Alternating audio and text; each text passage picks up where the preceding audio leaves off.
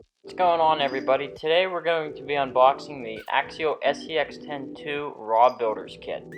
So looking at the box, we got a couple cool features, featuring some AR44 single-piece axles, an adjustable battery tray which can hold up to a 3S LiPo, wild bore drive shafts, an all-metal gear transmission, and a couple other cool features that we'll get into. So let's go ahead and get this box opened up.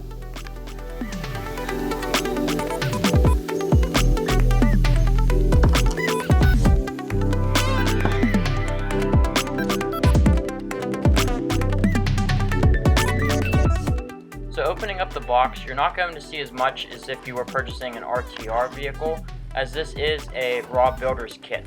So you're basically just going to get the components for the chassis. You're not going to get any wheels, you're not going to get any electronics.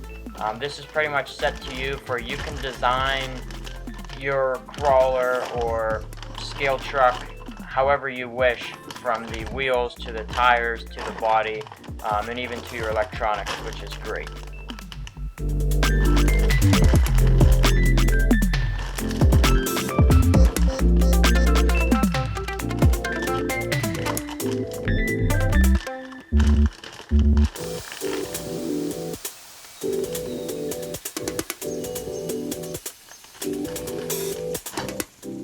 So sliding the box aside, we're going to open up each individual bag and see exactly what is in them.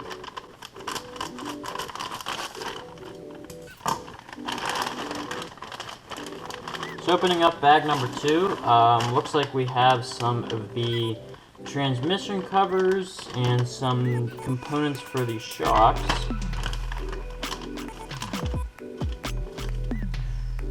Looks like we have the rubber gasket for the receiver box, some body pins, hex adapters for the wheels, some pieces for the axle, for the drive shafts. We have the gears and looks to be some bearings for the transmission, and they are metal, which is great. I believe in the original SCX10 they were plastic, so it is nice to have a little bit of a upgrade with going with metal gears. And then we also have some extra components. It looks to be the battery straps, and some servo savers, as well as some other screws. It is nice that all of these bags are labeled. It's definitely going to make it a lot easier when it comes to having to figure out, what bag is what goes where, when it comes to building the kit.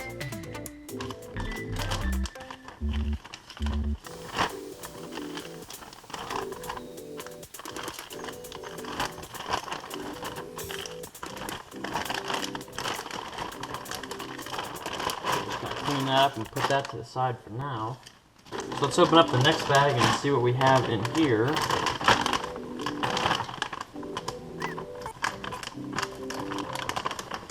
Try not to cut any components.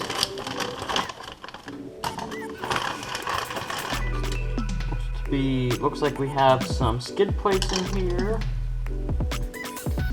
Some miscellaneous components. Don't know what that goes to yet. These look to be shock towers.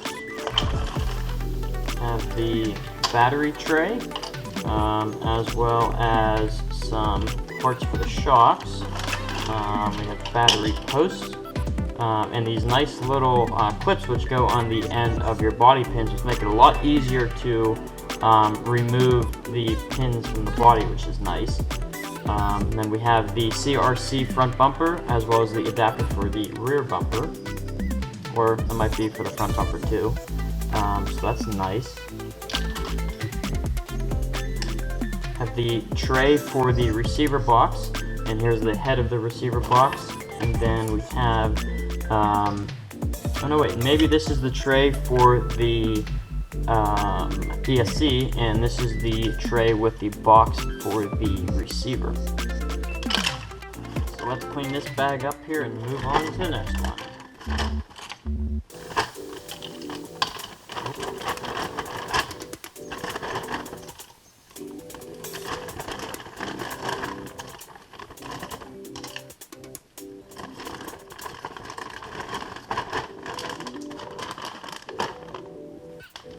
So let's move on to the final bag in here and see what this one has. This one's kind of heavy, so I'm feeling it has a lot of good parts in it.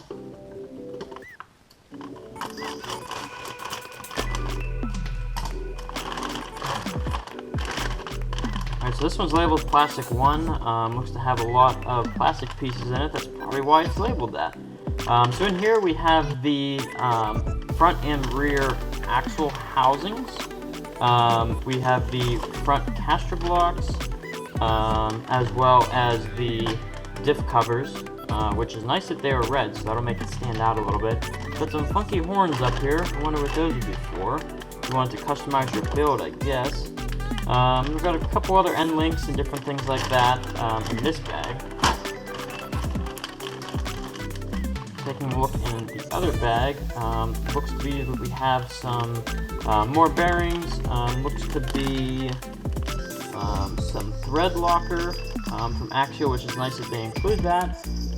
We have some of the Wildboard drive shafts, as well as some gears and bearings for the drive shafts as well.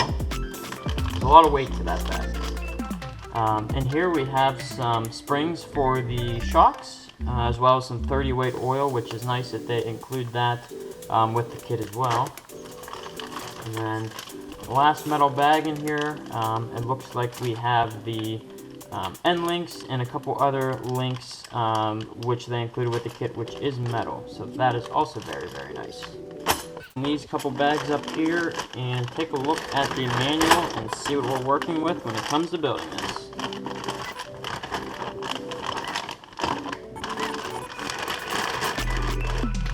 This final bag and see what we have in here.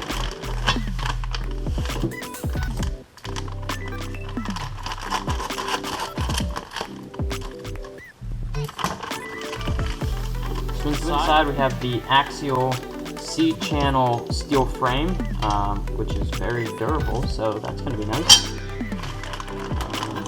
As well as their miscellaneous little tools. You get your little wheel wrench, as well as your these little pucks, which you can set up for a course, which is nice. To kind of replicate little flags.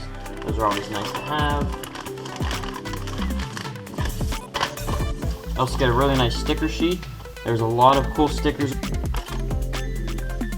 And then we have the manual. So let's see what the inside of this looks like.